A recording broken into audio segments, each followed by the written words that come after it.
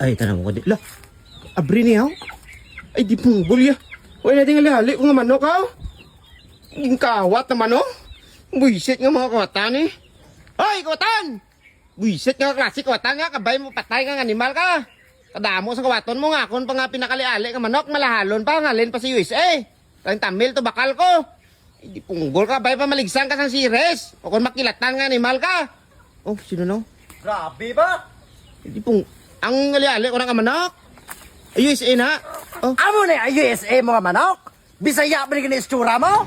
suyo man, mahal di ba na? Grabe ka ba? Kapamatay ako si mo. Sobra-sobra pangambal mo. Makilatan ka. Kawat mong USA kung manok. 30 mil. Mapatay ka nilang tani. Iba ilo. Grabe ka naman.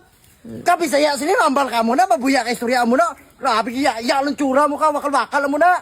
Tsakto mo na akon. Ginangkoy kaya kawatan ko. Pero hindi niya mo. Lagpat niya mo. USA na eh. Di dala din na ako na manok. Dulo di man. Amon to ginambal mo. Uli ko pa na eh. Hindi na to ganyan mabahiran. Hindi pang wakal mo na.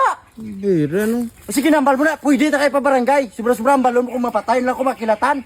Wow. Grabe ka matag iya ba? Ikaw pa lang yung kawata kung sobra-sobra na. USA lagi. Nambal mo sa akon ba? US magina. Tsura